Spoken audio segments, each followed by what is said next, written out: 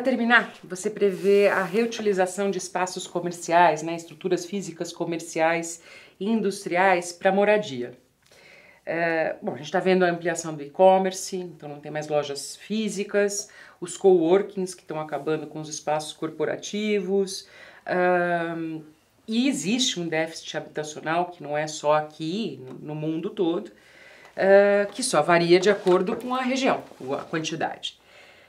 Você vê as incorporadoras e as construtoras enxergando esse novo cenário? Aqui no Brasil, não. Aqui no Brasil não existe essa visão. Mas a gente já viu alguns movimentos acontecendo em outros países, onde existe a mudança de configuração de espaços comerciais para residenciais. Ou seja, em vez de você construir um prédio novo, todo, você tem uma zona que é nobre na cidade, que era todinha de comércio, e transforma aquilo em residência para as pessoas, né? Ou seja, você economiza em termos de energia, né? Porque você não está construindo de novo, você só está adaptando para as pessoas em endereços bons, né? Se você não der esse aproveitamento para áreas de comércio, áreas de indústrias que vão esvaziar na linha do tempo, principalmente de comércio, que eu já previ que vai ser em 10 anos uns 50% do espaço global de comércio, o que você vai fazer com essas coisas, né? Já a gente tem fotos na internet de shopping centers nos Estados Unidos cheio de árvore, trepadeira, tudo rachado, o shopping está em ruínas, né? Vai deixar aquele shopping, vai demolir o shopping e acabou, né? Por que não, né? Isso daí além de apontar como tendência, também aposto nessa ideia e incentivo pegar essas estruturas e transformar essas estruturas em habitação, porque apesar de ter uma leve desaceleração na demografia mundial, ela continua. Então, gerar moradia, principalmente para as pessoas mais carentes, misturar as pessoas, né? Não criar bairros de ricos e bairros de pobres, né? Misturar, usar as áreas comerciais no centro da cidade, colocar... Esses dias eu li uma notícia, acho que foi na Holanda. Eles pegaram os refugiados que estão indo para lá, e em vez de colocar na área marginal das cidades, colocou no centro da cidade. Então todo mundo que circula para trabalhar holandês passa pelo refugiado, convive, cria estímulo para pôr a pessoa para trabalhar, para trocar uma ideia. Ela faz parte da vida. Integra, porque está ali no meio, entendeu?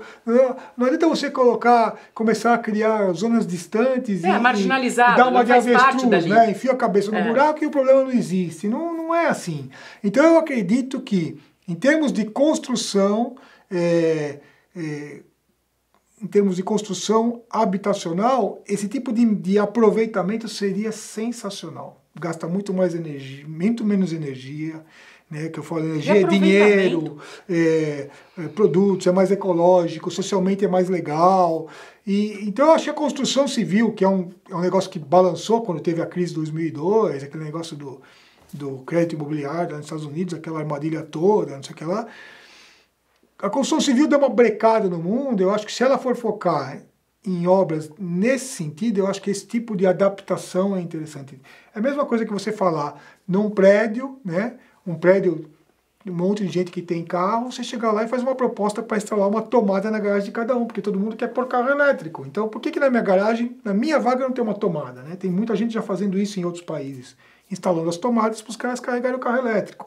Então, por que não adaptar o espaço comercial que vai ficar obsoleto para a moradia, né? Existindo déficit habitacional, por que não? Exatamente. Então, ainda mais num país que tem tanta carência, né? Por causa do Brasil, nesse sentido, né? Em vez de fazer o Minha Casa Minha Vida construindo um monte de casinha lá num lugar remoto que não vai gerar emprego para ninguém, você está depositando gente ali, só vai gerar criminalidade. Está afastando a pessoa. Põe as pessoas nas áreas onde já tem uma estrutura social formada, onde as pessoas vão conviver e vão descolar o trabalho, vão se facilitar, vão usar menos transporte público, que está mais perto de tudo, né? É muito mais interessante nesse sentido.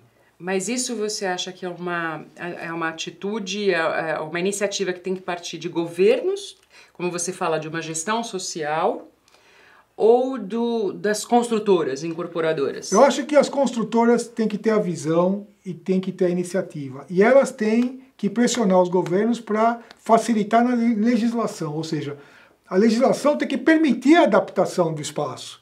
Né? Se você tem uma legislação de construção civil rígida que não permite se transformar uma loja num ambiente que vão morar 100 pessoas, não tem lei aquilo, ninguém vai fazer uma obra clandestina. Então, eu acredito que tem que ter essa visão de quem quer investir, a iniciativa privada, nas transformações, e o governo colabora flexibilizando, sendo inteligente, não sendo retrógrado, com leis que permitam isso. Fora isso, a construção civil no mundo ela vai crescer em infraestrutura, que são grandes estradas de ferro, pontes, aeroportos, né, porque cada vez se voa mais. Então, a infraestrutura, que é aquilo do uso geral, que são as grandes obras, eu acredito que elas vai aumentar muito para a construção civil organizar o mundo em termos globais, né? Se o pessoal fala em fazer um trem que vai por baixo do Atlântico, da Europa para o Brasil, né?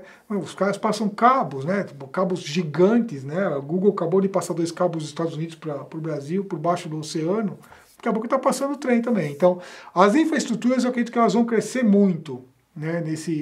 Públicas, que a sociedade usa. Agora, na parte da construção civil, que é das pessoas, eu acredito que aproveitar o espaço comercial, industrial para moradia, acho ecologicamente e socialmente genial. Bom, falamos de 12 cenários prováveis, derivados de 2 macro tendências. Tem mais alguma coisa maravilhosa para acrescentar para a gente? Não, maravilhoso não. O que acontece é o seguinte, a gente não pode deixar de enxergar as coisas como elas funcionam, né? Então, com essas 2 macro tendências, existe uma linha contrária, que eu já mencionei aqui, que é da resistência sistêmica, ou seja, daquilo que está estabelecido. Então, tudo que está estabelecido tem dificuldade de migrar para essa grande transformação. Se fosse uma transformação pequena, mas não é, né? A globalização, eu sempre falo, ela existe independente de internet. Tem tanta gente no mundo, né, que eu estou na fronteira do meu vizinho, eu estou aqui no Rio Grande do Sul e o Uruguai está ali na minha frente, porque tem muita gente. Então a globalização ela ia existir de qualquer forma. Então, a mudança é muito grande. Lidar com a complexidade, sair do pensamento linear, né, tem que se adaptar a isso. E aqueles sistemas que estão estabelecidos, eles vão resistir a isso. Então, as tendências caminho num sentido e existe a resistência no outro sentido. A gente tem que tentar vencer essas resistências. Isso é importante saber se você é gerador de resistência ou se você é agente da mudança. Isso é muito importante saber, porque tem muita gente que se diz agente de mudança e é gerador de resistência, né? Na política, então, é uma loucura. Bom, mas fora tudo isso, né, eu aponto outras macro tendências, tipo, que tem a ver com a robotização, a agricultura, a proteína animal, a extratividade, o consumo, o ensino, os governos, a violência e tal, nos gráficos que tem no meu blog. Então, quem quiser, no final do vídeo vai ter o endereço do blog, o pessoal visita lá, vai ver os gráficos, os infográficos e tendências e interage e conversa com a gente para ver se daqui um tempo vocês vão me cobrar e falar se eu acertei ou errei naquilo que eu previ. Eu espero que tenha acertado, porque eu quero viver nesse mundo aí. Tá bom, eu sou otimista por natureza. Obrigado para todos. Obrigada.